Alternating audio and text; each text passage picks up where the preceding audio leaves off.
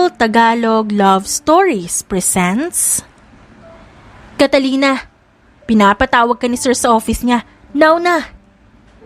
Hingal na wika ni Amber na kapwa niya proofreader sa publishing company na pinapasukan niya. Napangiwi si Kat. Na naman? Agad siyang tumayo dahil alam niyang pag sinabing now, alam niyang wala sa mood ang boss niyang si Kilian. Tinigil niya ang ginagawa at dali-daling tumakbo patungo sa opisina ni Kilian. Hindi niya mabilang kung ilang beses na siya napatawag sa loob ng isang linggo. Huminto si Kat sa harap ng pinto na may nakasabit na editor at saka kumatok. Come in! Sigaw ng boses mula sa loob. Pagkapasok ni Kat, isang gabundok na mga libro at magazine na for release ngayong buwan ang tinatapos niyang i-edit at i-proofread, pero karamihan ata ng nasa lamesa ng amo niya'y halos nakatoka sa kanya. Hindi maipinta ang mukha ng binatang amo nang makita siya. Sinabi ko diba sa'yo, napakiayos naman ang mga words, may mga nakalagpas pa sa final editing. Sa kabinitawan ni Kilian, ang hawak na horror pocketbook. Wala namang imik si Kat at hinayaan na lang mag-rant si Kilian sa kanya. Ayusin mo yan. Dapat bukas okay na yan bago i-print. Opo sir. Sambit ni Kat at tumango at saka inayos ang suot na specs. Ito pa. Ito rin. At saka ito. Ang nasa isip ni Kat ay binabato niya ng mga yon si Kilian. Nagsusumigaw at nag-walk out, pero hanggang imagination lang naman niya yon dahil hindi niya kayang gawin at mas lalong hindi niya kayang mawalan ng trabaho. Kunin ko na po sir. Malamang. Go! Please! Naiirita lang ako sa'yo. Nahihirapan man ay madaling kinuha ni Kat ang mga sample books at magazine at saka lumabas ng opisina. Kung di ka lang gwapo baka pinakulam na kita. Bulong ng dalaga pagkalabas. Nanlulumo siyang bumalik sa cubicle niya. Tanghali na at halos nasa cafeteria na ang ilan sa mga kasamahan niya. Almost 3 years na rin si Kat sa publishing company at 1 taon pa lang niya nakakatrabaho ang masungit na si Kilian na halos siya lang ang pinagdidiskitahan sa proofread team. Okay naman siya sa trabaho niya kasi mahal na mahal nga niya ito. Pero halos masira ang momentum niya sa trabaho dahil palaging rush ang ginagawa niya. At pinapagalitan siya ni Kilian kahit wala namang dahilan. Kilian is also the only son of the owner of the company at pinamana ito sa binata kaya wala siyang ibang magagawa kundi pagsilbihan nito. Lord, bigyan niyo naman ako ng lakas ng loob. Pabulong niyang dasal saka tinitigan ng mga gagawin. Nilabas niya ang tinapay na hindi pa niya naubos kaninang umaga kaya habang kumakain ay inumpisahan niyang tapusin ang trabaho niya para maipasa niya kinabukasan. Hindi alintaran ni Kat ang oras at dire-diretso lang siya sa ginagawa. Pag-ihi at pag-inom ng kape lang ang pahinga niya. Ilang linggo na rin siyang walang maayos na tulog. Hanggang sa dumating ang time out nila. Hindi ka pa ba uuwi? Tanong ni Amber sa katabing cubicle. Hindi pa, may tatapusin lang ako. Nakailan ka na ba? Nakakatatlo pa lang. Sure ka ba matatapos mo lahat yan? Nag-aalalang tanong ni Amber sa kanya, lalo nang makitang maputla siya. Kaya pa to, kesa naman papagalitan ako ni Sir. Ikaw ang bahala, basta umuwi ka na lang pag natapos ka. Kung sakaling magutom ka, may tira akong pagkain sa fridge sa pantry natin. Sa'yo na lang yon para hindi masayang ang oras mo. Malungkot nang umiti si Kat. Salamat. Sige, alis na ako. Good luck. Habang nagtatrabaho, bigla na lang nakaramdam ng pagtaas ng balahibo sa batok ni si Kat, kaya natigilan siya at napalunok. Sinilip niya ang paligid ngunit wala namang tao kundi siya lamang. Ito ang ayaw niya pag nag-o-overtime sa kumpanya. Nakakaramdam siya ng kung ano-ano dahil lapitin siya ng engkanto at multo. Kaya bago pumanaw ang mama niya, ay may pinamana itong kontra o charm necklace na palagi niyang suot. Mabilis siyang napahawak sa rose gold crescent moon necklace para pakalmahin ang sarili niya. Hindi totoo ang multo, Kat. Tapusin mo ang trabaho mo. Bulong niya, kahit alam niyang may kakaiba sa paligid. Inabot ng 8:00 ng umaga si Kat at natapos niya ang nakatoka sa kanyang sample books, kaya napangiti siya. Good morning! Kat, hindi ka umuwi? Bati ni Amber sa kanya habang gulat na gulat ito. Hindi na. Tinapos ko na lang siya, tapos mag-leave na lang muna ako today para makapagpahinga ako. Tatayo na sana si Kat nang makaramdam siya ng pagkahilo, kaya napahawak siya sa lamesa. Punta muna ako sa office ni sir, ibabalik ko lang sa kanya to. Habang naglalakad si Kat, para bang umiikot ang paligid niya. Lalo na't nanlalabo ang paningin niya. Para bang ang gaan ang ulo niya dahil sa walang tulog. Kumatok siya sa opisina ng binata. Pasok. Pagpasok ni Kat, ay busangot na mukha agad ang ibinigay sa kanya nito, habang siya ay pilit ng umingiti. Good morning, sir. Ito na po pala ang mga... If ever na may mali pa rin, ipapaulit ko sa iyan. On the spot, here in my office, Miss Gomez. Sure na po ako, sir, na okay na sila. Walang mali. Puro tama. Kasi yun ang gusto niyo, di ba? Perfect. Halos pabulong na sagot ni Kat. Anong sabi mo? Wala po, sir. Aniya, saka ipinatong ang mga ito sa lamesa ng binata. Bahagyang nagulat si Kilian nang may mapansin sa mukha niya. Are you fine? Napalitan ng busangot na mukha nito sa pag-aalala. Sir, parang hindi ka naman sanay sa akin. Kakagulat ah. Concern ka? No, your nose is bleeding. Agad namang kinapanikat ang kanyang ilong at doon na lang napagtanto na tama ang binata. Nagmadali siyang naghanap ng panyo, pero mabilis na nagpataka ng dugo niya sa carpet ng opisina na mas pinag-alala pa ni Kat kaysa sa kalagayan niya. Pasensya na po, sir. Here. Mabilis na inabot ni Kilian kay Kat ang panyo nito. Itakip mo sa ilong mo. Ang bango naman ng panyo ni Sir Kilian. Amoy Sir Fabco na black. Sa isip-isip ni Kat, habang nakahawak si Kilian sa ulo at panyo na nakatakip sa ilong niyang nagdurugo. Sir, huwag kang ganyan. Lalo na ako nai-inlove sa'yo kahit masungit ka. Ako na po, sir. Sabay kuha niya sa panyo ng binata at nagkadikit ang palad nila. Diyan ka lang, tatawag ako ng medic. Aligaga si Kilian. Nang susubukang tumayo ni Kat, ay tuluyan na siyang nawalan ng lakas at natumba. Catalina! Pilit na dinidilat ni Kat ang mga mata pero hindi niya nakaya dahil namumula na rin ang buong mukha niya. She's smiling dahil ang huling mukha na nakita niya ay ang nag-aalalang mukha ni Kilian bago siya tuluyang mawala ng malay. Makalipas ang ilang minuto nang madalas si Kat sa infirmary, agad na lumapit si Kilian sa doktorang matanda. What happened to her? Is she okay? Over-fatigue po, sir. Ang nangyari sa kanya. Mas maganda kung pagpahingahin muna siya ng ilang araw at huwag biglain sa trabaho. Low blood din si Miss Gomez. I'll recommend some vitamins para sa kanya. At mas maganda na makakapag-almusal siya tuwing umaga. Alis na po ako. Balikan ko na lang ang reseta mamaya. Thank you, Doc. Muling bumalik si Kilian sa pwesto ni Kat na wala pa ring malay. Pero nakahinga siya ng maluwag nang malamang hindi naman malala. He felt guilty to what happened to her. Napasobra ata siya sa pagiging masungit na amo. I'm really sorry. I'm sorry. He doesn't know why he really hates Catalina. Pero isa lang ang alam ni Kilian, na may kahawig ito from his past. 3 oras simula nang dalhin si Kat sa infirmary ng kumpanya ay nagising na rin siya sa wakas.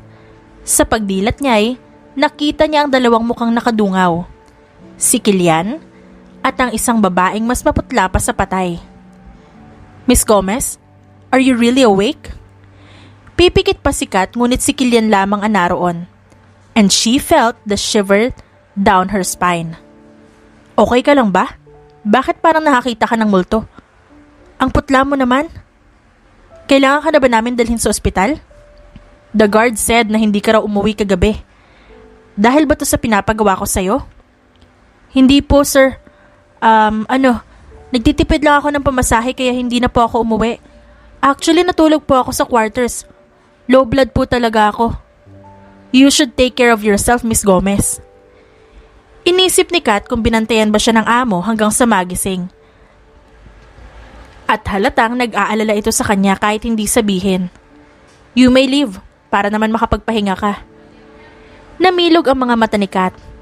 Thank you po, sir. I need to go back to my work. Kung kailangan mo na maghahatid sa'yo, magsabi ka lang. Kaya ko na po, sir. Kaya ko na po. Okay, aalis na ako. Nang tuluyang umalis si Kilian, hindi maitago ni Kat ang kilig mula sa amo. Worth it din naman na mahimatay siya dahil mukhang ang amo niya ang nagbantay sa kanya. Nang mapahawak siya sa dibdib niya, naramdaman niyang wala na ang necklace na binigay sa kanya ng ina. Oh my God! Nasaan na yun? Kahit hindi pa gaanong okay at nakakaramdam pa ng hilo, ay agad siyang umalis sa klinik. Hinanap niya sa cubicle niya ang kwintas ngunit wala ito. Hindi ito maaari. Bigla na naman siyang na-stress. Ano nangyayari sa'yo? Bakit nandito ka pa? Di ba pinapalive ka ni sir? Tanong ni Amber kay Kat. Ha? Oo, pero may hinahanap ako. May nakita ka bang moon necklace yung palagi kong suot? Wala naman ako napansin. Sige, salamat. Pumunta naman si Kat sa banyo. Inisa-isa niya ang cubicle doon. Napaisip siya na baka nalaglag sa inodoro at aksidente niyang na-flash dahil sa katangahan kagabi. Looking on the mirror, iba ang kasuotan niya sa refleksyon. Isang white floral dress, imbes na tight jeans, tank top, jacket na itim at tennis shoes na itim. Straight ang buhok na abot hanggang siko, samantalang kulot ang buhok niya. Namilog ang mga mata niya nang ngumiti ang sarili niyang refleksyon sa kanya at saka mabilis na lumapit sa kanya. Hindi na siya nakaalis hanggang sa nakapasok sa katawan niya ang kaluluwa. Napaupo pa siya sa sahig dahil sa impact. Mabilis na tumayo ang dalaga. Sinusuri ang sarili sa salamin. Girl, need mo ng makeover. Hindi ako mapapansin nito ni Kilian. Saka ginalaw-galaw ang kamay. Sorry, I need to use your body for the meantime. Wika ng dalagang kaluluwa habang nasa katawan ni Kat. Lumabas siya ng banyo at saktong may mga kapwa niya empleyado ang naroon. Have a great day! Matching her sweet smile.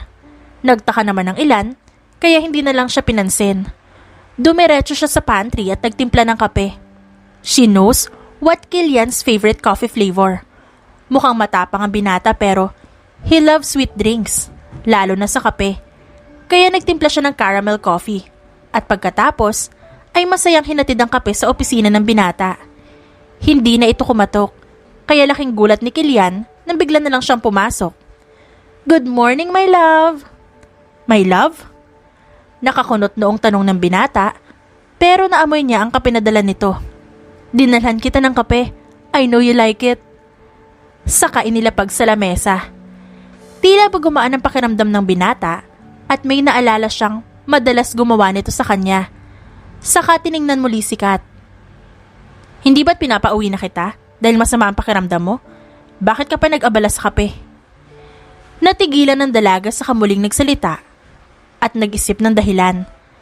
I know, sir. Naabala ka sa work mo, kaya bago ako umalis, ito yung way of thank you ko sa'yo. Nagtataka si Kilian sa kinikilos ng dalaga. Okay ka lang ba? I'm totally fine, sir. Ano ka ba? Thank you sa pag-aalala. Aalis na po ako, sir. Huwag mo sana ako mamiss. Masyado kasi kitang namimiss eh.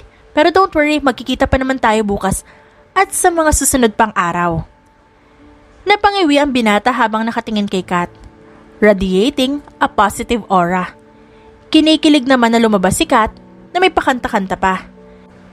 Kinabukasan, masayang pumasok si Kat wearing a white doll shoes and a blue floral dress and white cardigan. May ribbon pa na puti na nakaipit sa kulot na buhok. Good morning, Manong Guard. Nang makarating sa cubicle niya, nabigla siya nang may nakalapag na egg sandwich sa lamesa niya. Wow! So someone have a secret admirer, ha? Isa-isa namang nilapag kada cubicle na malapit sa kanya ang kaping in-order niya na malapit sa local coffee shop. At ang panghuli ay para kay Kilian. Dumiretso siya agad sa opisina ng binata at nilapag doon ang coffee caramel. Oh! Nabigla si Kilian nang pagkapasok nito'y naroon si Kat. Good morning, baby boy. Ay, Boss Kilian. What are you doing? Dinalhan lang kita ng kape to start your day. Thank you. Okay na ba ang pakiramdam mo? But you look fine now. Yes, sir. Dahil sa inyo yon, kaya maraming salamat po. Okay. Don't worry. I give you 1 week provision sa trabaho mo para hindi ka napapagod. Baka mamaya mahimatay ka na naman dahil sa trabaho mo. Tumango-tango si Kat. Good. By the way, I forgot to tell you na nalaglag pala rito ang necklace mo nung nahimatay ka. Here. Saka pinakita kay Kat ni Kilian. Yes sir, akin nga yan. Sa oras na mahawakan ni Kat ang kwintas, mabilis na lumabas ang kaluluwa sa katawan niya. Namimilog pa ang mata niya at sa kanya nakita ang sarili na nasa loob ng opisina ni Kilian. Are you fine? Anong ginagawa ko rito? You said nagdala ka ng kape. Kasama sa pagkakahimatay mo kahapon ba yung short-term memory loss? Shit! Bulong ni Kat nang may ma-realize siya, kaya mabilis siyang lumabas ng silid. Agad niyang sinuot ang kwintas na proteksyon niya. Saka lang niya napansin ang suot niya dahil wala naman siyang ganong damit. Pakiramdam niya na nagginip siya ng pagkahaba-haba at nagising siya sa harapan ng kanyang boss. Dumiretso si Kat sa banyo at tiningnan ang refleksyon sa harapan ng salamin. Hindi ako to.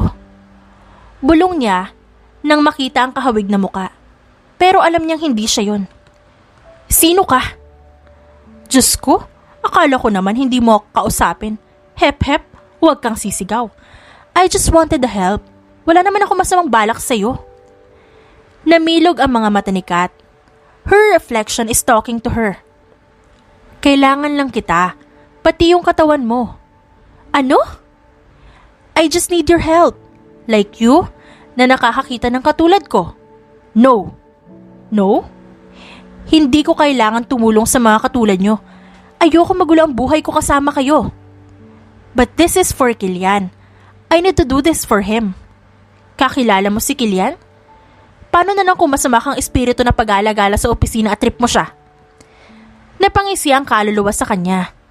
Girl concerned ka sa boss mo. May gusto ka ba sa kanya? Aminin. Hindi. Wala. Nakaramdam ng hiya si Kat kahit pa kaluluwa naman ang kausap niya. Oh well, ako lang naman ang ex niya 1 year ago. I died from the accident. And Kilian, hindi pa siya nakaka-move on sa nangyari. It breaks my heart na every month pumupunta siya sa puntod ko at nagdadasal na sana hindi na nangyari ang lahat. Sinisisi niya ang sarili niya kahit wala naman siyang kasalanan. At kailangan ko ng tulong mo. I need you to fulfill my last bago ako tuluyang tumawid sa kabilang buhay. I need someone na tutulong sa akin na makalimutan niya ako. I've been eyeing on you habang binabantayan ko siya. And I'm right that you have a special thing na makakita ng tulad ko. Sino ka nga pala? My name is Ana Paulino. Hindi pa rin kumbinsido ang dalaga para tumuloy siya sa gustong mangyari ni Ana. Please, pretty please, I just need to say goodbye properly to him. Hindi naman to habang buhay. Sandali lang to. Hindi pa rin. Ayokong sumali sa gulo nyo kung ano man ang gusto mo mangyari. Alam kong palagi kanyang pinag-iinitan at dahil yun sa akin. It's a good shot na tulungan mo ako. At pagkatapos nito, baka magbago ang pakikitungo niya sa'yo. Hindi ba mas maganda yon? Hindi. May pumasok sa banyo kaya muntik nang makitang may kausap si Kat sa salamin. Hi Kat, gusto mong sumabay sa amin ng lunch? Maraming pagpipilian daw. Nagtaka si Kat na pinapansin siya ng mga dating umiiwas sa kanya. Seconds before, niya maalala na sinapian pala siya ni Ana kaya ito ang nangyari. The way siya manamit at makitungo sa mga katrabaho niya ngayon. This was thanking you sa pagdadala mo ng favorite coffee ko sa table kanina. Libre ka na namin ni Liz. It looks fun for Kath. Matagal na niyang gusto magkaroon ng bond sa mga katrabaho niya at hindi niya magawa iyon dahil mahiyain at minsan hindi siya gusto ng mga ito. Sure, sige. Natapos sa maghapon ni Kath and she has found a new group. Masaya rin pala ang sumama sa katrabaho niya. Yun ang na-realize niya ngayong araw. Nakaupo siya sa waiting shed at kapwa ilang empleyado sa syudad ay naghihintay ng bus na masasakyan pa uwi. Isang itim na kotse ang huminto sa harapan niya. Ang akala niya, sundo lang ng isa sa mga naroon. Ngunit laking gulat niya nang bumaba ang salamin nito at natanaw niyang nakasilip si Kilian sa kanya. Sir? Sumabay ka na sa akin. Hindi makapaniwala ang dalaga. Po? Halika na. Para naman makauwi ka ng maaga at makapagpahinga ka. Kargo ka pa rin ng kumpanya. Sumakay si Kat sa kotse. Dahil ayaw niyang mainis sa kanya ang amo, kahit pa may pag-aalinlangan sa parte niya. Wala naman sigurong gagawing masama sa akin si Sir. Mukha naman siyang wholesome. Hindi pa ako handa sa mature role. Aniya sa kanyang isipan. Agad naman na nagmaneho si Kilian. How's your day? Okay lang naman, sir. Hindi po ako sanay na konti lang yung ginagawa. Pinapagilty mo ba ako? Laking gulat ni Kat sa sinabi ni Kilian. Hindi, sir. Hindi naman sa ganun. Ano lang, malaki nga po yung pasasalamat ko na hindi po kayo masyadong naghihigpit sa akin sa trabaho. Kaya, nag-adjust din po ako. Pero, wag po kayo mag-alala. Nagpapasalamat po talaga ako sa inyo. Sana po wag niyo masamain. Yes, I'm sorry to sa nangyari. And I think, liable ako sa nangyari. Po? I'm the boss. Palagi kitang napapagalitan. At sa'yo ko binibigay ang lahat ng trabaho kahit pwede naman kayo maghati ni Amber. Puti alam mo. Sigaw ni Kat sa isipan niya. And beside, ayoko na rin ma-stress. Lalo na yung mga empleyado ko sa opisina. Lesson learned na rin yun para sa akin. Namula ang pisngi ni Kat habang nakatingin sa binatang nagmamaneho. Thank you, sir. Naalala niya ang gustong mangyari ni Ana. Hindi niya alam kung totoo ba ang sinasabi ng babaeng multo kanina. Pero parang gusto niyang kumagat sa plano, lalo na't gusto niya ring mapalapit sa amo niya na kay Kilian. At hindi pa rin nawawala ang nararamdaman niya rito. Magugustuhan din kaya ako ni sir? Naiintindihan mo ba ang sinasabi ko? Po? Ang sabi ko, dalhan mo ko ng kape. Yung palagi mong tinitimpla para sa akin. I need those to start my day. Sige po. Sure, no problem, sir. Sabay sabi ni Kat na bahagyang nahihiya pa. Saan ka ba nakatira? Malapit na po, sir. Sabay sipat ni Kat sa labas ng kotse. Kahit doon na lang po sa tapat ng 7-Eleven, papasok lang po ako sa apartment ko riyan. Hindi naman po kakasya ang kotse niyo sa loob ng iskinita, kaya okay na po ako dyan. Huminto ang kotse sa sinabi ni Kat. Are you sure? Hindi ba delikado maglakad papasok sa inyo? Hindi naman po. At saka mababait po yung tambay dyan sa amin. Salamat po sir sa paghahatid. Nahuling nakatitig si Kilian kay Kat nang bababa na ito. May problema po ba sir? Nothing. Sige na, you can go. Hihintayin kita bago ako umalis. Halos kumawala ang puso ni Kat dahil bigla na lang naging concern ang binata sa kanya. Pero tuwang-tuwa siya roon. Tumangutang na lamang siya. Sige po sir. Habang naglalakad palayo si Kat, ay pasilip-silip siya sa kotse ng binata. Muntik pa nga siyang matapilok. Nang pagsulyap niya, ay makita si Kilian na nag-aalalang nakatingin sa kanya. Kaya in return, kumaway na lang siya nang malapit na siya sa kanyang apartment. Kinabukasan, maagang pumasok si Kat sa opisina. Dumiretso siya sa banyo at pagbukas niya ay nakita niyang nakaupo ang kaluluwa ni Ana sa lababo. Sa banyo ka ba namatay? Kaya palagi kang nakatambay dito? Hoy, grabe ka naman sa akin. Ikaw, anong ginagawa mo rito? Bakit? Bawal na bang gumamit ng banyo? I would like to ask, kamusta na si Kilian? Okay naman siya. Bakit hindi ka nalang humingi ng tulong sa espiritista para sa problema mo? Hindi naman sila totoo. Ikaw ang totoo. Matutulungan mo na ba ako? Tumangu-tango si Kat. At saka naman, napangiti si Ana. Talaga? Payag ka na? Oo, pero sa isang kondisyon. Pwede bang wag mong babaguhin ang pananamit ko? Wag mong ipapahamak ang katawan ko, lalo na habang gamit mo ang katawan ko. Oo naman, anong akala mo sa akin? Para lang naman to kay Kilian. Dito mo lang gagamitin ang katawan ko sa opisina at wala nang iba pa. Yes, bossing. Itinago na ni Kat ang charm necklace niya para madali lang makasapi sa kanya si Ana. Makalipas ang pag-uusap nila, ay muling nakabalik si Ana sa katawan ni Kat. Una niyang ginawa ay nagtimpla ng kape para kay Kilian. Nang makabalik siya sa cubicle, ay nakita naman itong pagkain this time ay seafood salad ang naroon at pineapple juice sa table nito. Mukhang may admirer talaga si Kat here in the office. Bala ko pa naman siyang i-ship kay Kilian. Who's that Pokemon ba? Tanong niya sa kanyang sarili. Does Kat know about it? Dumating ang lunch at nasa cafeteria ang buong team na kinabibilangan ni Kat. Masaya silang kumakain doon nang matanaw niyang pumasok si Kilian. Nagulat pa ang iba dahil hindi naman doon pumupunta ang amo. Nagtama naman ang mga mata nila ni Kilian nang sumulyap ang binata sa pwesto niya. Hi sir! Sabay kaway rito. Hoy, kumakabati ka kay sir. Akala mo naman friends kayo. Saway ni Lucy. Ano naman? Amo naman natin siya. Wala namang masama kung close tayo sa kanya, di ba?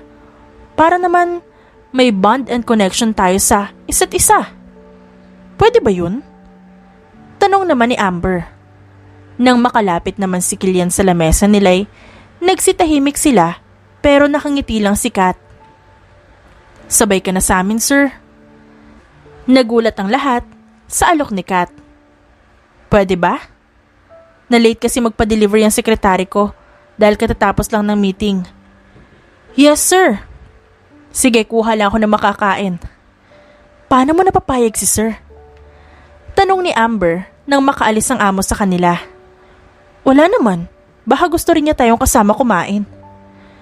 Nang makabalik si Kilian sa lamesa, ay may dala itong tray ng pagkain. Sandaling napasulyap si Kilian sa isang cup na fruit salad sa tray ni Kat, ngunit nag-iisa lamang ito. Nilagay ni Kat ang fruit salad sa tray ng binata na kinagulat nito. Sa'yo na yun, sir. Busog na rin ako. Hindi maiwasang mamula ang pisngi ng binata. Salamat. By the way, sir, ang tagal na ring walang get-together ang office. Baka naman. Ano bang gusto nyo? Naging excited ang lahat sa tanong ng amo nila. Sir, may malapit na KTV dyan na may kasamang samgyupsal. Ay oo, natry din namin yan noon nung pumunta kami, lalo na sa South Korea. Hoy, mahiya ka naman Amber and Lucy. Mahiya kayo kay sir ah. Sure, why not? Later we can go sa KTV na sinasabi nyo. Kita-kita na lang tayo sa lobby mamaya pag out. Sigawan ang mga magkakasama sa lamesa dahil sa pagsang-ayon ni Kilian. Nang matapos ang tanghalian, agad na sumunod si Kat kay Kilian. Sir. Oh, may problema ba? Wala naman sir. Ang astig nyo kanina ah. Why change of heart? I just want to be close to other people here para hindi sila matulad sa'yo at hindi sila ma-stress sa akin. Napangiti naman si Kat. Salamat sir. Thank you too. By the way, how did you know that I like fruit salad? Sir naman, kahit di naman lalaki may trip din sa sweets, hindi lang nila sinasabi. Gusto mo gawan pa kita nun nang magsawa ka? Really? Okay then, see you later I guess. Mag-iisang oras din na nakalipas nang makarating ang grupo ni Kat sa isang KTV na malapit sa kumpanya nila. Wala siyang ideya na may ganong mangyayari dahil nangyari ang pagpaplano habang nasa katawan niya si Ana. Hindi siya sanay sa ingay, pero nakisaya na lang siya para hindi makahalata ang mga kasama niya. Kanina ka pa hindi umiinom ah. Hindi mo ginagalaw yung beer mo? Wika ni Amber. Nakailang bote na ako. Bakit hindi ka pa nalalasing? Tignan mo yung mga kasama mo. Kaya inom lang. Iinumin sana ni Kat ang nasa boteng hawak niya nang kinuha ito ni Kilian at tinungga lahat. Bahagyang nagulat ang dalaga sa ginawa nito. Mabuti na lang at siya lang ang nakakita dahil abala muli si Amber sa mga kasama nila. Sir, you don't need to force yourself kung hindi mo kaya. Just eat. Thank you, sir. Namumula ang pisngi ni Kat, pero hindi halata dahil sa dim light sa loob. Kumuha si Kilian ng ilang bagong lutong karne at ilang side dishes para ilagay sa plato ni Kat. Sir, inom pa tayo. Sigaw ni Amber. Napangiwi si Kat dahil siya na lang ang nahihiya sa mga kasama. Makaraan ng ilang oras ay nagsawa na rin silang lahat. Naunang lumabas si Kilian kaya sumunod si Kat. Nakita niyang nagbabayad dito ng bill. Sir, ikaw ang magbabayad niyan lahat? Akala ko pa ambagan tayo. Ako na. It's nothing. At least nag-enjoy kayo. Isa-isang hinintay ng amo nila na makasakay sila ng taxi at ang ilan naman ay may sundo. Hanggang sa ang matira na lang ay sina Kilian at Kat. Ako na ang mag-aatid sa'yo. Gabi na rin. Okay lang po ba sa inyo? Why not? Pansin ni Kat na medyo tipsy at may pagsinok pa ang binata. Mas maganda po kung mag-taxi na lang po kayo kesa po mag-drive. Dahan-dahang lumapit si Kilian kay Kat. Tingin mo ba sa akin? Mahina? Hindi naman. Nag-aalala lang po ako sa inyo. Bakit ka nag-aalala sa boss mong masungit at masama ang ugali sa'yo? Hindi ko naman din po kailangan magalit sa inyo dahil boss ko kayo.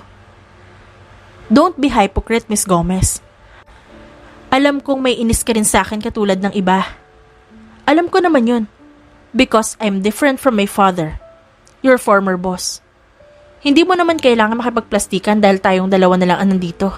Kaya umamin ka na. Diyos ko, lasing na nga si sir. Namumula pa ang pisngi at mapupungay ang mga mata niya. Ang cute lang. Sambit niya sa kanyang isipan. Tell me, Miss Gomez, do you hate me so much? Tinitigan lang ni Kat si Kilian, ngunit naging maamong parang tuta ang mukha nito. Magsasalita na sana siya, nang biglang abutin ni Kilian ang pisngi niya kaya natigilan ng dalaga. I know you don't hate me that much. The person you hate is the person you love too. Catalina, you look like someone from my past. That's why I hate your face. Pero hindi ko mapigilang tumingin sa'yo palagi. Dahan-dahang bumaba ang mukha ni Kilian, kaya pumantay ito sa mukha ni Kat. At saka ito ngumiti, kaya mas lalong nagwala ang puso ng dalaga. Papalapit na sana ito, at hindi alam ni Kat kung itutulak niya o hindi, pero bumagsak na lang ang ulo ni Kilian sa kanyang balikat. I need to rest. Inabot ni Kat ang buhok ng binata at sinuklay-suklay ito para pakalmahin. Yes, sir. Kailangan mo na nga magpahinga. Kinabukasan, maagang nagising si Kat para makapaghanda siya ng agahan sa kusina. Nang makarinig siya ng malakas na sigaw sa sala, kaya agad siyang tumakbo patungo roon, habang dala ang spatula na panluto. Anong nangyari, sir? Gulat na gulat ang binata. Nasaan ako? At anong ginagawa ko rito? Nakalimutan mo na, sir? Nalasing ka. And, may nangyari ba sa atin? Namilog ang mga mata ni Kat. Ano? Wala po, sir. Hindi pa ako handa sa mature roles. Kahit crush kita, walang mangyayari sa atin, sir. What did you say? Nothing, sir. Kaya lang naman po kayo nandito dahil hindi ko po alam ang bahay nyo. Lalo na't hindi po ako marunong mag-drive. Kaya ayun po, naiwan po sa tapat ng KTV yung car nyo at nag-taxi po tayo papunta rito. Oh? Sir, bangon ka na dyan. Sumabay ka na sa agahan ko bago pumasok. Wala pa rin sa sariling tumayo si Kilian at sumunod sa dalaga sa dining area. Minimalist at malinis ang studio type apartment ng dalaga. Halos kulay brown and white ang dominant na kulay doon. Wala ka bang kasama sa bahay? Tanong ni Kilian at saka tinitigan ang familiar na caramel coffee. Solo na lang po ako sa buhay, sir. Nag-iisang anak lang naman po ako at saka halos lahat ng relatives ko nasa probinsya. Ang mama ko po na maalam ng bata pa po ako at yung papa ko po ay na maalam na rin dahil sa katandaan. Medyo matanda na rin po kasi yung parents ko nung isinilang ako. Pinagmamasdan lang ni Kilian ang bawat kilos ni Kat. Bagong ligo at may tuwalya pa sa basang buhok nito. Naupo na si Kat sa harapan ni Kilian. Nakahain doon ng mainit na pandesal, fried rice, pansit canton, iced tea, at chicken longganisa. Pasensya ka na, sir. Hindi ako handa na darating ka sa bahay ko. Nakakahiya hindi pa ako nakakapag-grocery. Minsan kasi hindi na rin ako kumakain dito dahil wala naman akong iniisip. So you're independent? Parang gano'n na nga po. I'm sorry. Wala yun, sir. Kain ka na lang po tapos kain na lang po kayo ulit sa opisina kung kulang pa. Pasensya na po. Wala po ako maipapahiram na damit kasi puro pambabae yung damit ko dito. No, it's fine. Sa opisina na lang ako magpapalit. May mga spare na damit naman ako doon. Habang kumakain ang dalawa, hindi maiwasang mapasulyap ni Kilian dahil ngayon lang nakita ang ganitong side ng dalaga. Totoo nga ang kasabihan na makikita mong maganda ang isang babae tuwing umaga na wala pang masyadong ayos. Para sa kanya, inosente si Kat. Hindi niya namalaya na natutulala na siya at bumibilis na ang tibok ng puso niya. Ganon ang nararamdaman niya sa tuwing nakikita si Kat ever since. Sir? What? May problema po ba? Hindi po ba niyo gusto yung pagkain? No, I actually like it. Salamat pala. Hindi sanay si Kilian sa commute, kaya para siyang aso na todo sunod kay Kat. Makalipas ang 1 oras, mula na makaalis sila, ay nakikipagsiksikan sila ngayon sa LRT. Pakiramdam ni Kat ay mawawala si Kilian kaya hinahawakan niya ito sa kamay at saka hinatak papasok sa loob ng train. Kahit sa loob ay siksikan, kaya sobrang lapit nila sa isa't isa. Aksidenteng nahalikan ni Kilian si Kat sa noo nang maitulak siya ng lalaking nasa likod niya dahil nakaharap siya kay Kat.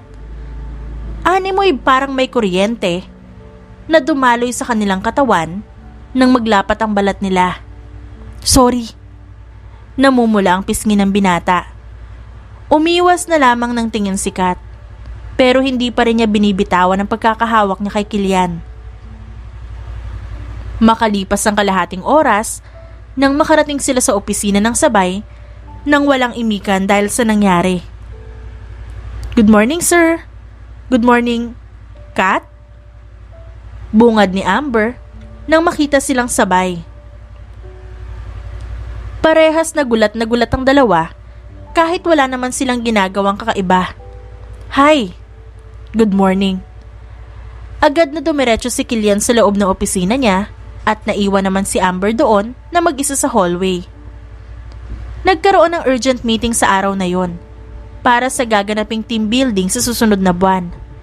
Bilang team leader sa grupo na si Amber, siya ang nanguna sa pagpupulong. Bakit hindi natin imbitahan si Sir Kilian para naman mas makabuluhan ng team building natin? Kat, si Sir Kilian hindi sumasali sa mga ganitong event. Nag-a-approve lang siya. Bakit naman? Hindi ba mas maganda na kasama natin ang boss natin sa mga ganitong bagay? Para naman mas masaya at unforgettable. Just like what we did sa KTV, di ba? May ilang sumang-ayon kay Kat. Ngunit may ilan ding hindi. Sige, kung papayag si Sir. Why not kung ikaw mag-aaya sa kanya to join us? Oh, come on. Para yan lang? Madali lang yan.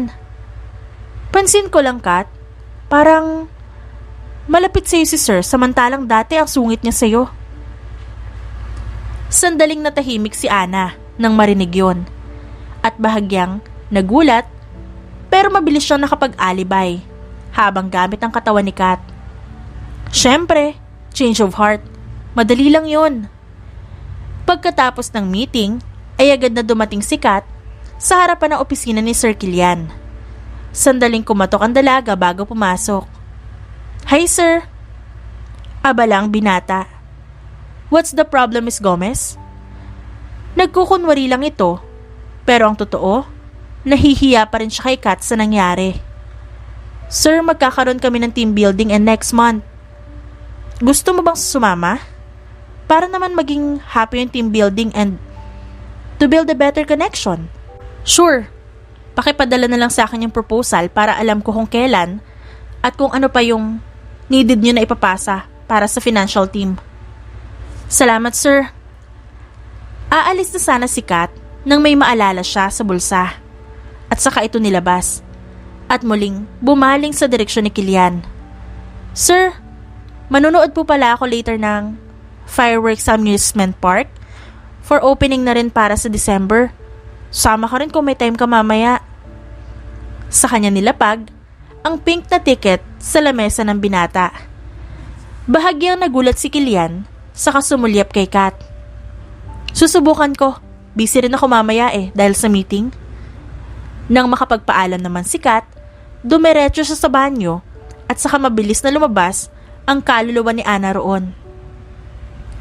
Para na namang bagong gising si Kat na walang idea sa nangyari pag nasa loob ng katawan niya si Ana. "May problema ba?" "Wala naman. Gusto lang kitang sabihan na kung pwede pa-extend ang paggamit ng katawan mo till midnight." "Bakit? Ang akala ko ba hanggang dito lang sa opisina? Hindi naman ako overtime." "It's because kailangan ko na magpaalam kay Kilian. I need you to help me na makapagpaalam sa kanya ng maayos. Napapansin ko naman na may progress na Hindi na siya gaano dumadalaw sa puntod ko. Nagkakaroon na siya ng connection between other people. Napapansin ko nakaka-move on na siya at kailangan niya yon. Hanggang gabi na lang ako at kailangan ko na ring tumawid." Bahagyang nalungkot si Kat. "Parang biglaan ata." "Sabi sa'yo girl, hindi ako magtatagal dahil aalis din ako. Pasensya na rin kung palaging masungit si Kilian sa'yo. Hindi naman siya ganun dati. Sana maintindihan mo yun kahit wala na ako. Palagi ko naman siyang naiintindihan. Babantayan mo siya para sa akin ha. I think may nagpapasaya na rin sa kanya. And it's fine to me. Kahit na nakakalungkot, alam kong magiging masaya siya dahil may papalit na sa akin." "Sure ka na ba?" "Yes, I'm sure. Hindi niya matatanggihan yon, yung pagyayaya ko sa kanya. Ibig sabihin nun, ikaw yung babaeng nagpapatibok sa puso niya." Namula naman ang pisngi ni Kat sa hiya.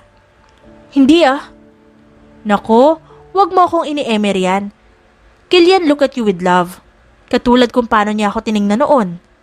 May pagniningning sa mga mata.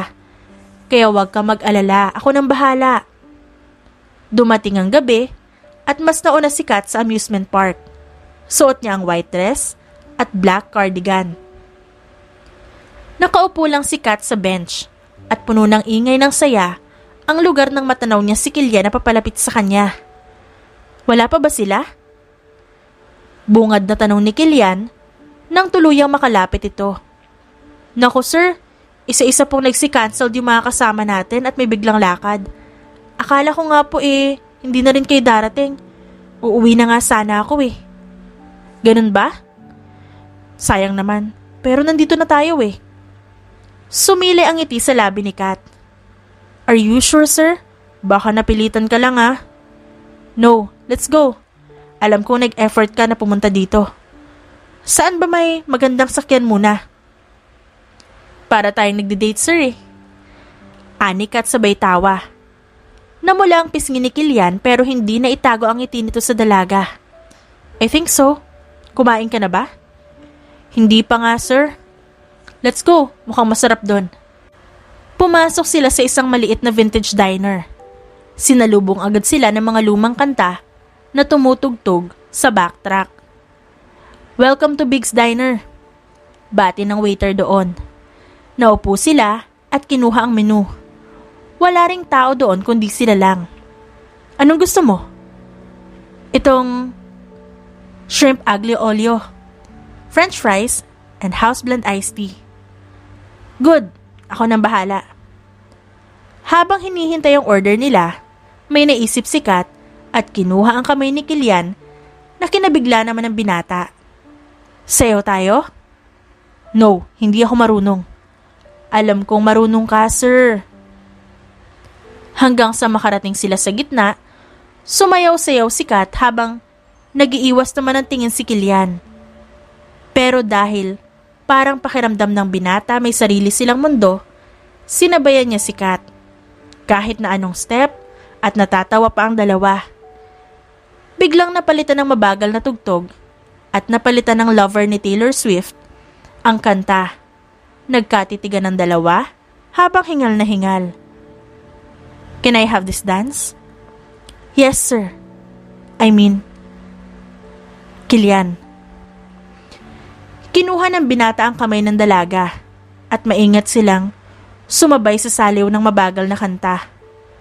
Ang bilis ng tibok ng puso ni Kat at saka sinandal ang ulo sa dibdib ng binata. Narinig din niya kung gaano kabilis ang tibok ng puso ng lalaki. Hindi rin mapakali si Kilian sa nararamdaman niya. Palagi niyang nararamdaman iyon sa tuwing nakikita si Kat. But this time, ayaw niyang maging coping mechanism ang galit. He likes what he feels. Ma'am, sir? Agad na napahinto sila sa pagsasayaw at napabitaw nang kunin ang atensyon nila ng waiter. Dumating na rin kasi ang order nila. Doon lang nakaramdam ng hiya ang dalawa, pero naroon pa rin ang pakiramdam na para silang nasa alapaap. Thank you, wika ni Kilian. Pagkatapos nilang kumain, ay una silang sumakay sa Ferris wheel. Ang haba ng pila, grabe. Halos couple ang gustong sumakay. Wika ni Kat. Yes, worth it naman. At nakasakay na tayo. We can see the city lights from here. Pumapalakpak si Kat na parang bata nang mag-umpisang umandar. Pinagmamasdan lang ni Kilian si Kat at napansin naman ito ng dalaga. Ano yun, sir? May dumi ba ako sa muka? Wala. You look like someone I know. Ewan ko ba? Sino, sir? Huwag ka sanang magagalit. Pero malaki talaga yung pagkakahawig mo sa ex-girlfriend ko, si Ana. And I want to say sorry sa lahat ng pagsusungit ko. Kasi sa tuwing makikita kita, siya ang naaalala ko. Namatay siya ng 1 taon nang nakakalipas. At magmula nun, sobrang lungkot ko. Pero sa tuwing nakikita kita, naaalala ko siya. Pero habang tumatagal, mas nakikita ko na ikaw si Catalina at hindi si Ana. Inabot ni Kat ang kamay ni Kilian na ikinagulat ng binata. Thank you for always thinking of me. But you need to let go. You need to move on and get a new life. Marami ka pang makikilala kesa sa akin. Hindi maintindihan ni Kilian hanggang sa unti-unti niya makita si Ana at hindi si Kat. Ana, is that you? Maluhaluhang ngumiti si Ana sa lalaki. I'm sorry kung iniwan kita, pero wala kang kasalanan. How did you? Kat will explain everything sa oras na magising siya. Pero wala na akong oras, and this is the last time. Gusto ko lang malaman mo na mahal kita. At kahit sa kabilang buhay dala ko yon. And I'm happy seeing you na masaya sa ibang tao at hindi ka na malulungkot pa. At sorry, kasi hindi ko na matutupad yung pangako ko na sasamahan kita sa pagtanda. Alam kong may iba nang gagawa nun. Maraming salamat sa lahat, Kilian. My love. Ana. Dahan-dahang lumapit ang dalaga kay Kilian. Hinaplos ang muka at hinalikan sa labi. Dahan-dahang naglaho ang kaluluwa ni Ana sa katawan ni Kat. Hanggang sa bumagsak si Kat sa bisig ni Kilian na wala ng malay. Dahil na rin sa pagod sa maghapon na paggamit ni Ana sa katawan niya. Nagising si Kat sa hindi niya kwarto, na lalong nagpagising sa diwa niya. Hindi alam ni Kat kung anong nangyari bago siya nawala ng malay. Agad siyang bumangon at lumabas ng silid. At nakita niya si Kilian. "Good morning." "You don't need to. Umalis ka na." "Bakit po, sir?" Walang emosyon na mukha ng binata. Hindi rin alam ni Kat kung bakit siya nasa kondo nito. Pero kinuha niya ang bag sa sahig. Hindi na siya nagtago kahit confused pero sinunod na lang niya ang sinabi ng amo. Palabas na si Kat na magsalita si Kilian na nagpatigil sa kanya. "Bakit mo ginawa yun?" "Ano po ba yun, sir? May nagawa ba ako masama?" "Hindi mo pa rin alam? You know about Ana. At hindi mo sinabi sa akin yon. At hindi ko alam kung maniniwala ako sa nangyari kagabi. But she's inside you. Ana's soul was inside you at nagpaalam siya. Kaya ka ba lumalapit sa akin dahil sa kanya? Pinagmukha mo akong tanga." Nabigla si Kat at tila mas masakit pa ito sa pagsusungit ng kanyang amo. "Sir, kaya ko naman po magpaliwanag." "Hindi mo maiintindihan. Pero si Ana yung lumapit sa akin para humingi ng tulong na makapagpaalam sa'yo. I have this special thing na kaya kong maramdaman at makakita ng kaluluwa sa paligid.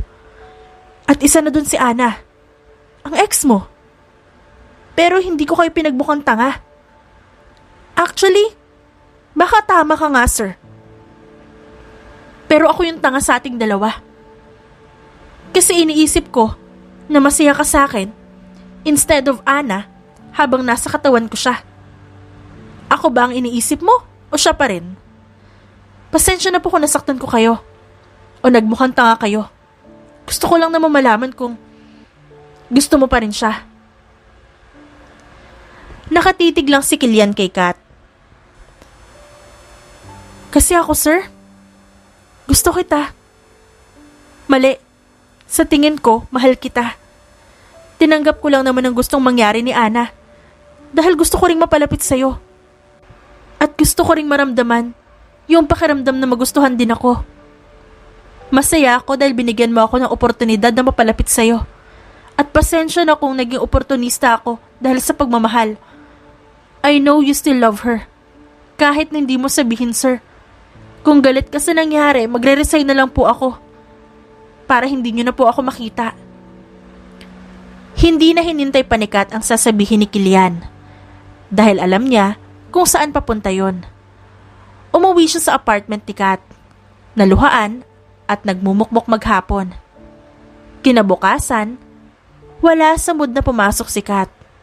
Dumiretso siya sa opisina ng binata at pinagtimplahan ng kape at saka iniwan din doon ang resignation letter niya. For sure, hindi matatapos sa maghapon na hindi napirmahan yun ni Kilian. Hindi nakita ni Kat si Kilian at hindi rin sumabay si Kat sa usual group lunch nila. Dumiretso siya sa HR bago umuwi. "Hello, ma'am.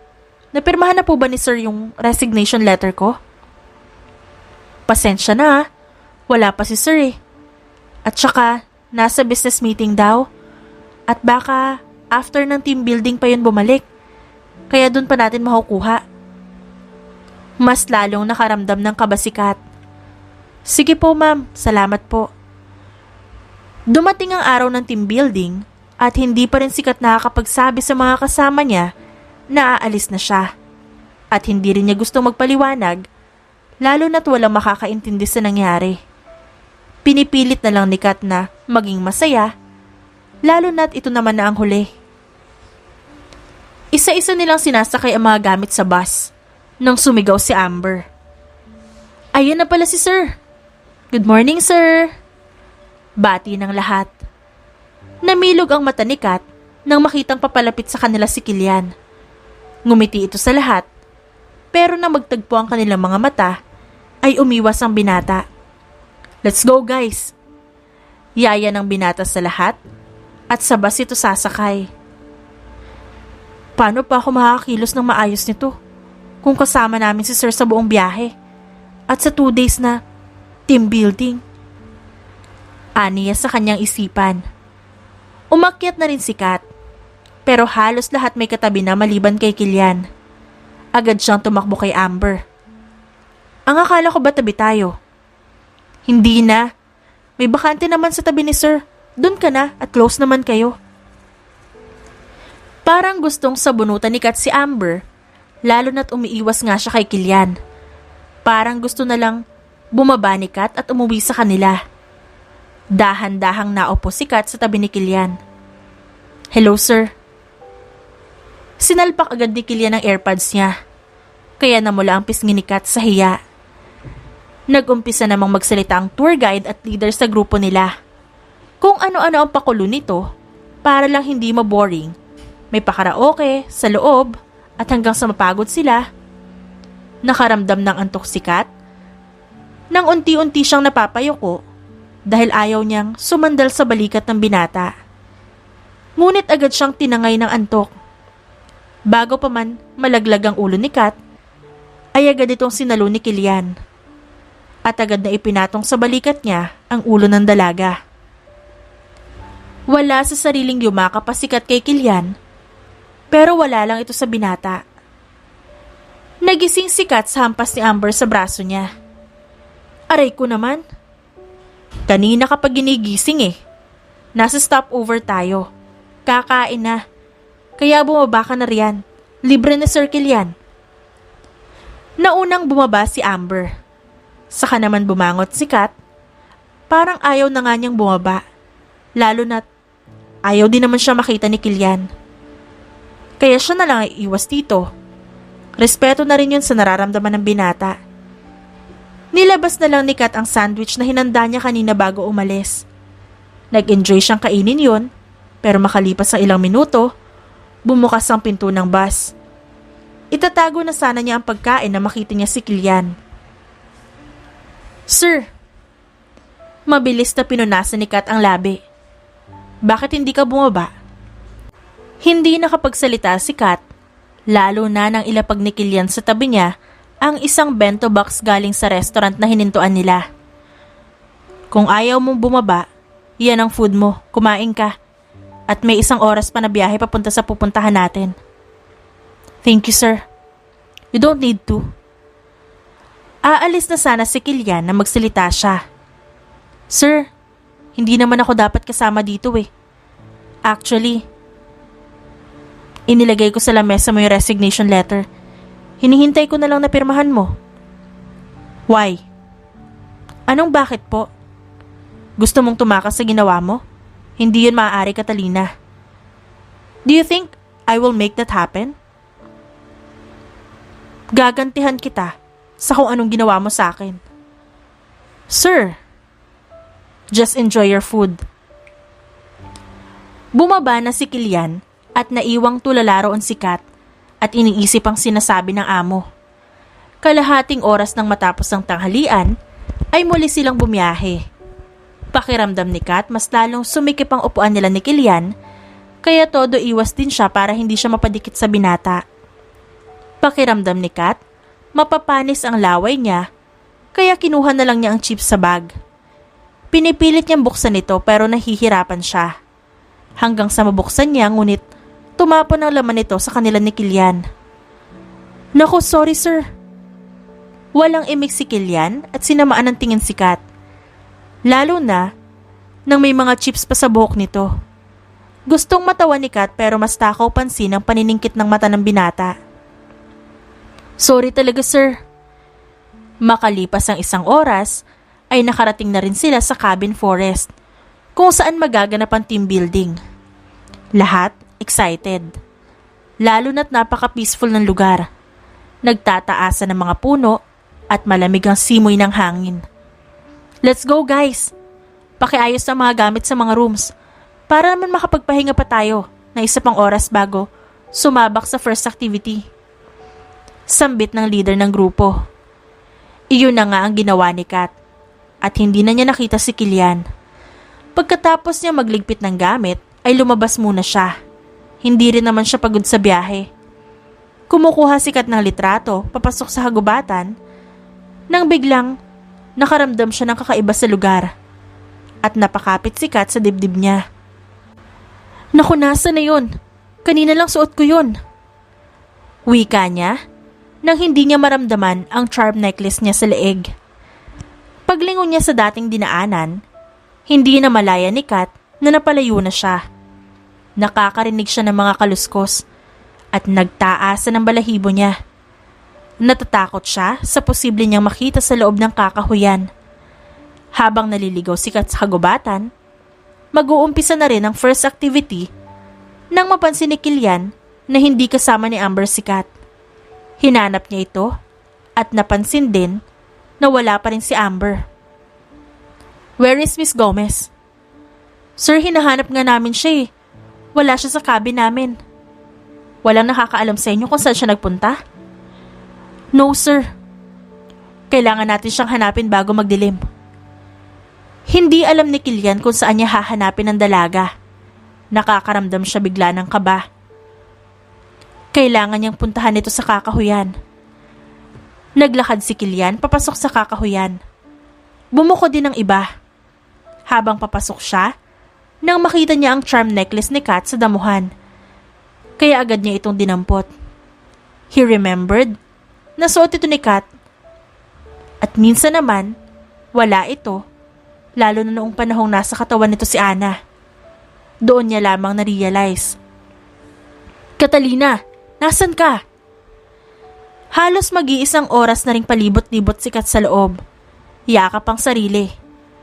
Gusto na niyang makalabas doon, pero hindi niya alam kung paano. Catalina! Napasulyap siya sa pinanggalingan ng boses. Sir Kilian? Tumakbo siya patungo roon, ngunit napatid lamang siya ng malaking ugat ng puno. Tulong! Tulungan niyo ako! Dahan-dahang napasulyap si Kat sa direksyon ng boses. Namilog ang mga mata niya nang makita ang isang batang duguan at nakalutang ang paa sa ere. Napatili siya, saka siya napatayo para tumakbo. Ngunit, bumangga siya sa isang bagay habang nasisigaw pa rin at humahagulhol. Chill, Catalina. It's me, Kilian. Agad na niyakap ni Kilian si Kat para pakalmahin ito. Pero nag-iiyak pa rin ito sa takot. Shh! I'm here! I'm here! Nang mapagtanto ni Kat kung sino yon, agad siyang yumakap ng mahigpit kay Kilian. Wala namang pakialam ang amo, lalo na't para kumalma lang si Kat. Hindi nila alam kung ilang minuto silang nasa ganoong posisyon bago kumalas sa pagkakayakap ang dalaga. Okay ka na ba talaga? Hindi mawala ang pag-aalala ni Kilian kay Kat, kaya pinunasan niya ang luha sa pisngi nito gamit ang kanyang hinlalaki. Hold still. Kinuha niya ang charm necklace ni Kat at siya na mismo ang nagsuot sa dalaga. Yan, para ligtas ka na. Thank you po, sir. Pasensya na po kung naging sagabal po ako sa mangyayaring activity today. Hindi ko po sinasadya. Aalis na nga ako. Bibigyan pa kita ng sakit ng ulo. Natigilan si Kat nang hawakan ni Kilian ang ulo niya at guluhin ang kanyang buhok. Wala yon. Basta safe ka. Hindi na yon problema. Huwag mo isipin na problema ka. Sobrang bilis ng tibok ng puso ni Kat habang nakatitig kay Kilian. Paano po tayo makakabalik? Kinuha ni Kilian ang kamay ni Kat at saka sinilip ang dati niyang dinaanan. I don't know. Bibigyan ko na lang sila ng mensahe kung nasan tayo. Baka kasi magkasalisihan pa kung aalis tayo sa pwesto natin. Kinuha ni Kilian ang phone niya at nagtipa roon ng mensahe. Gamit ang isang kamay at ang isang kamay naman nito ay hawak-hawak ang kamay ni Kat. Napabuntong hininga si Kilian. Kailangan natin maghintay dito. Naupo sila sa ilalim ng puno. Gamit ang flashlight mula sa phone, ang nagsilbing liwanag nila sa papadilim na kakahuyan. Tahimik lang sila. Hindi alam ni Kat kung paano siya magsasalita, lalo na't nahihiya siya sa nangyari. Are you still scared? Hindi po, kaya maraming salamat po ulit. Can you tell me about your special thing? Naniniwala ka ba sa ganon? Na madalas mo lang mapanood sa TV o mabasa sa libro? I don't know. Pero sa tingin ko, wala namang imposible ngayon eh. Baka nga, totoo na may katulad mo. I won't judge you. Noong bata pa po kasi ako, yung mama ko, may ganito talaga. Tapos sabi nila papa, naman ako raw yun kay mama. Pero sa tuwing suot ko yung charm necklace galing kay papa, wala ako nakikita na kahit ano o nararamdaman. Parang protection ko sa kanila. So that's the reason kung bakit nakita mo si Ana. Kasi naiwan mo yung charm necklace mo sa opisina ko nung nawalan ka ng malay. Opo, sir. Yung nangyari kay Ana at sa amin, pasensya na po. Hindi ko naman po intensyon na. Naiintindihan ko naman eh. Hindi ko na kailangan magalit sa'yo. I know you just help her. At naka-move on na ako sa kanya. Alam kong mahirap, pero tama naman si Ana. Na marami akong taong pwedeng mahalin. At gusto ko magpasalamat sa pagtulong na ginawa mo sa kanya, Catalina. Sumulyap si Kat kay Kilian na kanina pa nakatingin sa kanya. Hindi po kayo galit sa akin? No. And I'm really sorry kung nasigawan kita last time. I was confused, and this time, I know the answer to what I feel, Catalina. Po? Mas lalong kumalabog ang dibdib ni Kat. Natigil lang sila sa pag-uusap nang may ilaw na papalapit sa kanila at mga kaluskos kaya napatayo sila parehas. Sir? Catalina? Halos masilaw sila Kat nang itutok ni Amber sa mukha nila ang ilaw na hawak nito. Bibitaw sana si Kat sa pagkakahawak sa kanya ni Kilian, pero mas lalong humigpit ang hawak sa kanya ng binata. Makalipas ang kalahating oras, ay nakabalik na din sila sa cabin ng ligtas. Pero kailangan na nilang i-cancel ang team building activity. Kaya nang makitang okay na si Kat, ay muli nilang binalik ang gamit nila sa bus at sumakay pa uwi. But Kat has been separated from the group. Sinabay siya ni Kilian sa kotse nito at nagsabi si Kilian na siya na ang maghahatid kay Kat. Gutom ka ba? Pwede tayong dumaan muna sa kainan bago kita iuwi. Tanong ni Kilian habang nagdadrive. Okay lang po ba, sir? Sure, why not? Do you prefer anything or something? Okay na po sa akin, sir, kahit McDo fries lang. Nag-crave ako sa McDo fries nung nakaraan pa. Hindi lang ako makadaan dahil busy. Good. Eh di sa McDo tayo pupunta. And I want to add something. Pwede bang wag mo na akong tawaging sir pag tayong dalawa lang? Wala naman tayo sa opisina. Namula ang pisngi ni Kat. Okay po. Ilang sandali lang na makarating sila sa kainan. They ordered kung ano man ang pwede nila makain doon. Saka sila naupo sa lamesa, malapit sa bintana. Kat was enjoying her food at hindi naman makaiwas sa panonood ni Kilian sa kanya. Hindi ka po ba gutom, sir? No, just enjoy your food. Ani Kilian, saka ngumiti. Inabot ni Kilian ang kamay ni Kat para mapunasan ng mayonnaise sa labi nito. At saka, dinilaan din ang mayonnaise na galing sa dalaga. Namula naman ang pisngi ni Kat dahil sa ginawa ng binata. After an hour, ay nakarating sila sa apartment ni Kat. Nang matapos silang kumain, tinulungan ni Kilian si Kat sa mga gamit nito. Thank you po, sir. Kilian. Naabala pa kita. No, gusto ko rin namang tumulong. Ingat po kayo sa biyahe nyo. Para makapagpahinga ka na pag-uwi. Alam ko pong napagod din kayo. Marahang tinapik ni Kilian ang kanyang ulo. Ikaw din. Magpahinga ka na. Kapag natatakot ka, huwag kang mag-hesitate na tawagan ako. Ngumiti naman si Catalina. Yes po. Aalis na ako. Wika ng binata kahit parang ayaw pa nitong iwan si Kat. Nang makaalis si Kilian, ay sinara ni Kat ang pinto. Nawala ang ngiti niya hindi dahil malungkot siya, kundi dahil wala na si Kilian. But the feeling and the heartbeat is still there, skipping fast. Didiretso na sana si Kat sa silid niya nang may kumatok muli. Pagbukas niya, si Kilian yon. May naiwan po ba kayo? No, hindi ako mapakali kung...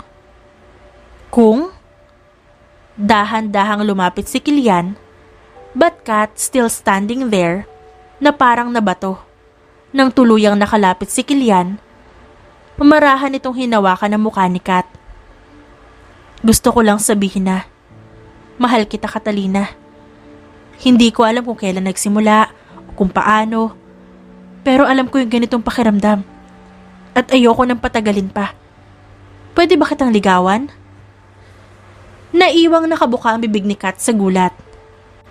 Ni hindi man lang niya naisip o ni sa panaginip ay hindi niya in-expect na aamin si Kilian sa kanya. Shit. What? Totoo ba to? Na hindi ka naniniwala sa akin? Hindi naman siguro ako nananaginip, no? No. Gusto mo patunayan ko?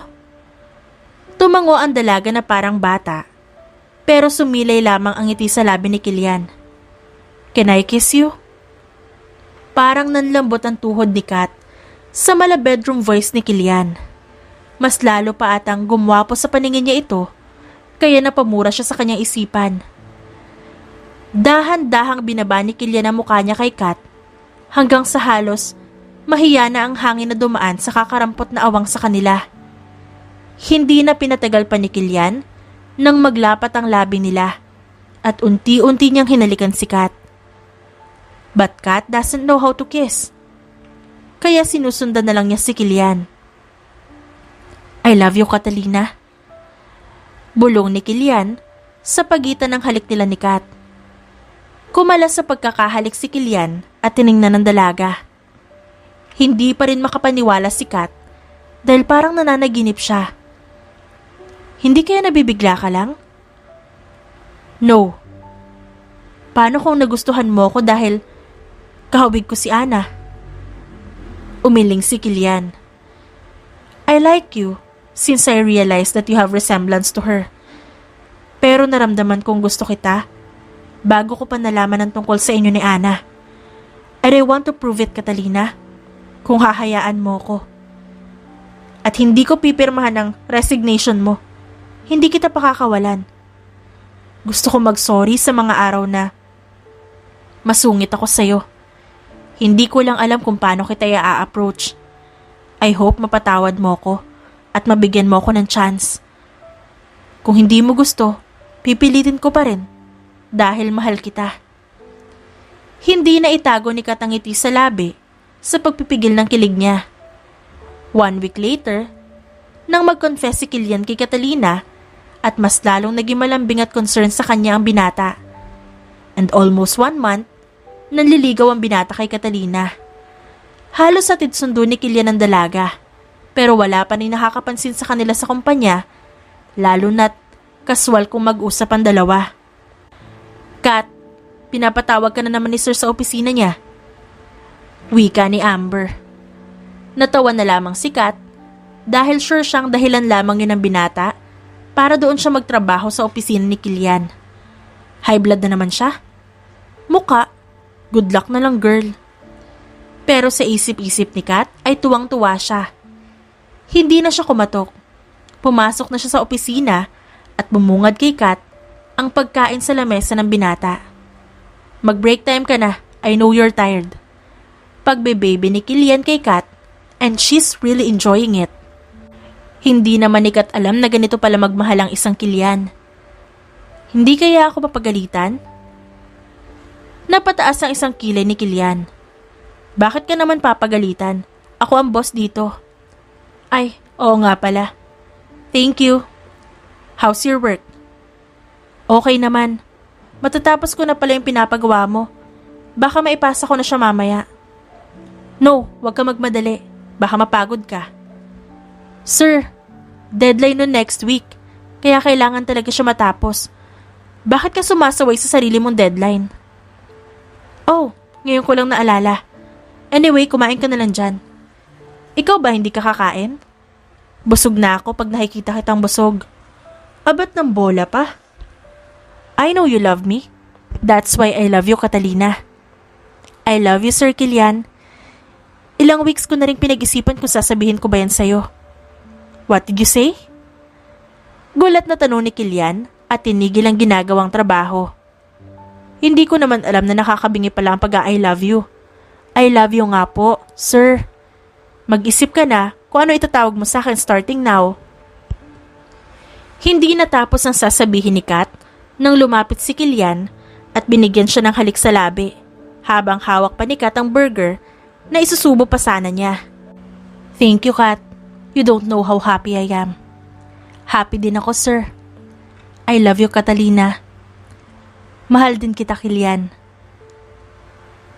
Pagkalipas na 1 taon, it seems like fate has a big role to this couple's journey. Kahit na anong mangyari, magkalayo man sila sa mahabang panahon, ay muling pinagtatagpo. Hindi na wala ang nararamdaman nila sa isa't isa. All of the story has a happy ending. Pero para sa kanila, start pa lang yun ang panibagong yugto ng buhay nila. Kat said, nang maisara niya ang librong hawak at saka tumingin sa lalaking nanonood din sa kanya sa di kalayuan. Maraming bagay ang dahilan kung bakit sila pinagtagpo muli. It's because sila talaga, and sometimes they work out things. Pinili nila ang isa't isa. Love can be a weapon sa lahat ng bagay. Struggle and happiness. Basta alam niyong kaya niyo na magkasama. And that's the story of the legend of the Soul Huntress. Isang malakas na palakpakan ang umalingaw-ngaw sa event na yon. Kung saan, hindi mabilang na fans ni Kat ang nakinig sa kanyang libro sa pag-launch ng first book signing niya. Naging inspirasyon ni Kat na isulat at gawa ng kwento ang karanasan niya sa kanyang kakayahan. Naroon din si Kilian na mas proud pa sa kanya at sa mga fans niya, na naging #1 fan niya since day 1. Kat doubted tungkol sa kakayahan niya. Pero nandoon si Kilian para palakasin ang kanyang loob. Everything Kat said, totoo ang nararamdaman niya simula nang makilala niya si Kilian. Everything seemed like a magic and fantasy. At hanggang ngayon, hindi pa rin siya makapaniwala. I love you, Kilian. Yun ang sinabi ng kanyang bibig mula sa napakaraming tao. Nag-flying kiss naman si Kat kay Kilian. After the book signing event, saka lang sila nakapag-usap ng maayos. Let's eat, babe. Alam kong gusto mo nang kumain ng fries sa McDo. Biro ni Kilian nang makapasok sila sa kotse. Yes, please. Anang dalaga. Ang galing-galing talaga ng baby ko kanina. Hindi ba ako nautal habang binabasa ko yung kwento kanina? No. You look great and stunning. Lalo nga ako na in love eh. Pabirong hinampas ni Kat si Kilian, sabay tawa. Sira ka talaga. Araw-araw, pinapaalala ni Kilian kung gaano niya kamahal ang dalaga at kung gaano ito kaganda kahit na minsan feeling ni Kat ang pangit niya. Wala na silang mahihiling pa at alam nilang handang-handa na sila sa susunod na chapter ng buhay nila kung saan sa simbahan na ang next meet-up nila. The end. At dyan nagtatapos ang ating kwentong pinamagatang Ghostly in Love with You. Written by C.M. Isguera. Dearest friends and avid listeners, don't forget to like our videos and subscribe to our channel for more wonderful stories. mula sa aming main channel, Randall Tagalog Love Stories, and for our second channel, Miss R Stories. Lubos po naming pinasasalamatan ang inyong suporta at pagtangkilik sa aming mga likang istorya. Ingat po kayong lahat and have a good day everyone. Paalam!